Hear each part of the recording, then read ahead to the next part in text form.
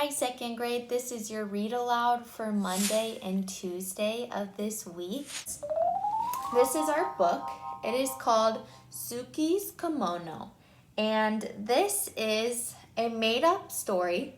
So this is fiction, but it could happen in real life. So that is called realistic fiction. And we're going to talk about how our character shows courage when she is facing some challenges. So, how might Suki show courage? How will she respond to the challenge that she faces in the story? So, listen as I read the back of the book, and maybe you can already come up with how she will show courage and how she will respond to her challenge. "You can't wear that," said Mari. "People will think you're weird." Suki's very favorite thing is her blue cotton kimono, so it's kind of like her dress. A gift from her Oba-chan. It holds special memories of her grandmother's visit over the summer. An Oba-chan is her auntie, so just like how we have an aunt or a tia, it is Oba-chan in Japanese. And Suki is going to wear on her first day back to school, no matter what anyone else says. So, let's find out why her kimono is so special and what happens to her when she wears it to school. On the first day of school, Suki wanted to wear her kimono. Her sisters did not approve. "You can't wear that," said Mari. "People will think you're weird." "You can't wear that," said Yumi. "Everyone will laugh and no one will play with you.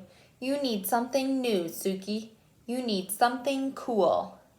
So we already get our characters on our very first page. We have Suki, which is our main character, and then we have Mari and Yumi. But Suki shook her head. She didn't care for new. She didn't care for cool. She wanted to wear her favorite thing, and her favorite thing was her blue kimono. Suki's Oba-kan had given her the kimono. The first time Suki wore it, her Oba-kan took her to a street festival where they slurped down bowls of slippery, cold somen noodles and shared a cone of crunchy, shaved ice topped with sweet red bean sauce. So we can already tell what culture this is, and this is a Japanese culture.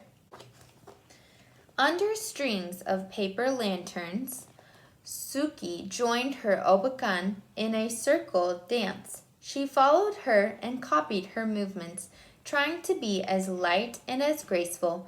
She watched the other women and children who danced, especially those who were dressed in cotton kimonos just like her.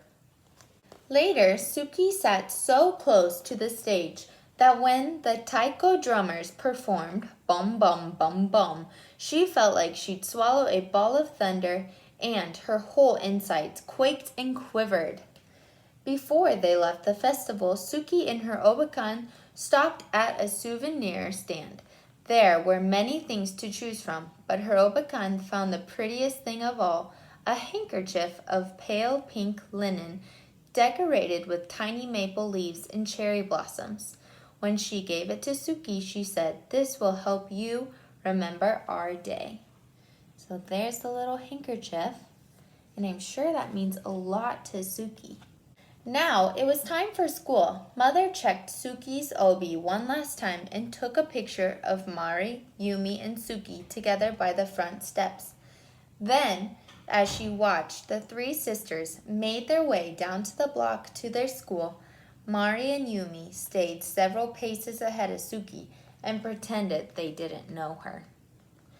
But Suki didn't mind. She turned and waved to her mother before she clip-clocked along in her shiny red geta, feeling very pleased in her fan-patterned blue kimono. Once in a while, Suki would lift her arms and let the butterfly sleeves flutter in the breeze. It made her feel like she'd grown her own set of wings. And let's look at our pictures here. We have Suki right here, and she loves that kimono, but look at these guys. They seem to be doing what? They seemed to be laughing at her. When they reached the school, Mari and Yumi hurried across the yard to a group of their friends. Suki stopped and looked around. Some of the children turned and stared at her, and others giggled and pointed at her kimono. But Suki ignored them. She took a seat on a swing to wait for the bell. A girl dressed in overalls just like a pair as Suki had at home sat on the swing beside her. "Hi, Suki," said the girl. "Hi, Penny," said Suki. "How come you're dressed so funny?" Penny asked. "Where'd you get those shoes?" Suki lifted her feet off the sand and wiggled her toes. "I'm not dressed funny," she said. "My grandma gave me these shoes." Suki started pumping her legs. After a moment, Penny did the same, and soon they were both swinging as fast and as high as they could. When the bell rang, Suki and Penny jumped off their swings and ran to the gym for their first day assembly. Once they had finally taken to their new classroom, Suki chose a desk near the window. Penny chose a desk next to Suki. As they waited for everyone to find a seat, two boys in front of Suki turned and snickered behind their hands. One of the boys reached over and snatched at Suki's sleeve. "Look at this," he said. "She's a bat." So he's not being very kind either about her kimono. Suki felt her cheeks burn, but she did not respond. Instead, she concentrated on sitting up straight and tall, the way her obakan always did. It was easy to do with an obi wrapped snug around her middle. Her obi was golden yellow, and in its folds Suki had tucked away her pale pink handkerchief. "Welcome to the first grade," said the teacher. "My name is Mrs. Paggio." She smiled. "Let's introduce ourselves and tell everyone what we did this summer." So you think her obi is her little tie that ties at her waist, and I think her pink pale handkerchief that she got at the festival is tucked in there. When it was her turn to speak, Suki stood up and told her teacher her name. "Hello, Suki," said Mrs. Baggio. "What did you do this summer?" "My grandma visited us," she said, straightening her sleeves. "She bought me my kimono and my getup." Suki raised her foot to show the teacher her wooden clog. Look at those. I like her kimono. Somewhere in the classroom, someone laughed, but Suki took a deep breath and continued. "The best thing was that she took me to a festival and there was dancing and girls dressed like me, and they all danced like this." She took a few steps and swayed her arms sideways. "Looking now, she's dancing," someone said. But Suki didn't hear. She hummed the music she remembered hearing at a festival. She remembered how it felt to dance barefoot in the open air on fresh-cut grass that tickled her nose. She tried to picture the other dancers, how they moved forward in the circle with the rhythm of the music, how they stamped their feet first right, then left, swung their arms first up, then down, how they stepped back and back and back, then clapped. When Suki couldn't remember the next step, she made it up just to keep dancing. 1, 2, 1, 2, 1, 2, stop. When she finished, the room seemed very quiet. Everyone was watching her. Suki sat down, wondering if she was in trouble. Do you think she'd be in trouble? But Mrs. Paggio said, "That was wonderful, Suki," and she started to clap. Then, so did Penny. And after a moment, so did the entire class.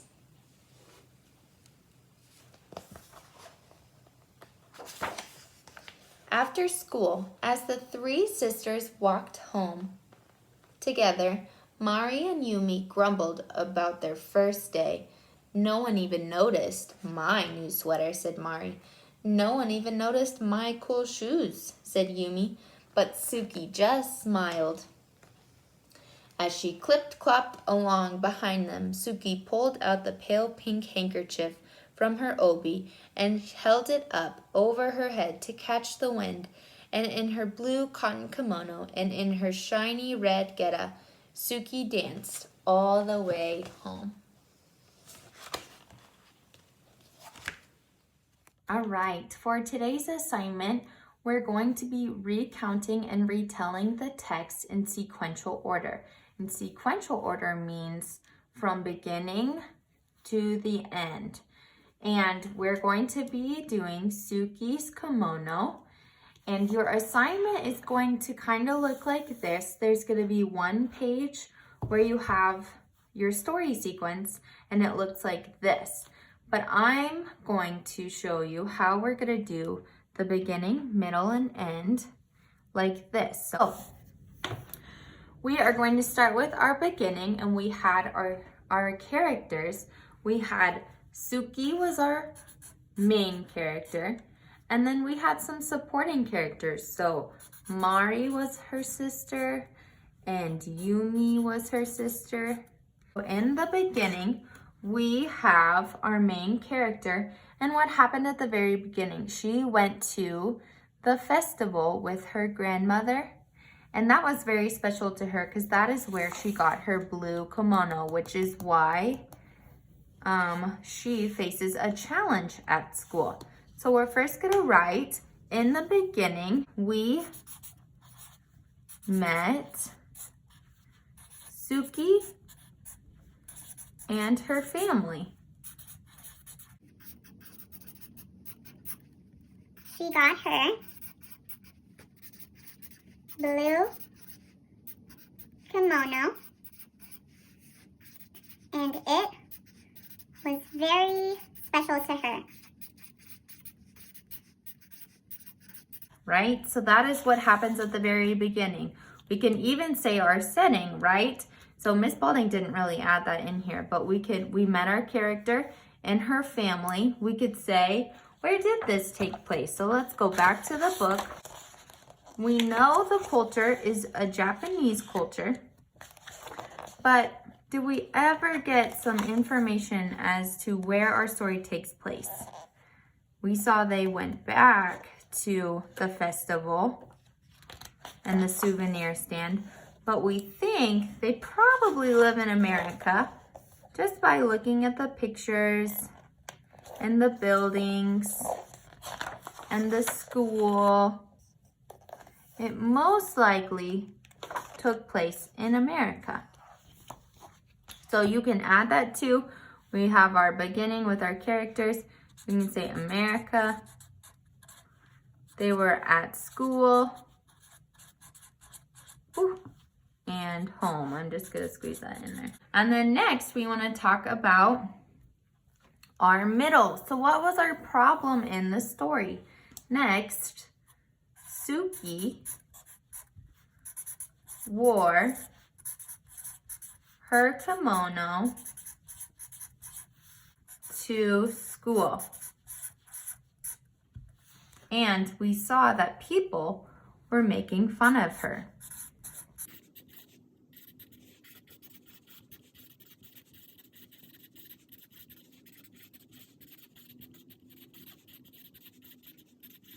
So that was our problem, where Suki had a lot of people making fun of her or laughing at her kimono and her shoes, her getas.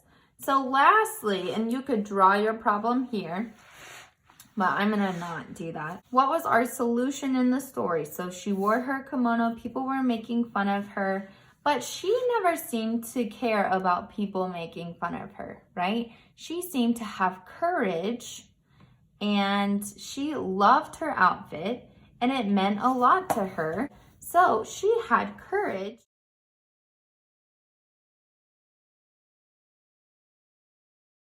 You're just writing what happened in the beginning. Who are the characters? Where is the setting? The middle, what is your problem?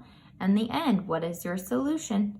And go ahead and make sure you write our title, Suki's Kimono. And the author, which they want you to put right here, is Sherry Uegaki and Stefan Jorisch.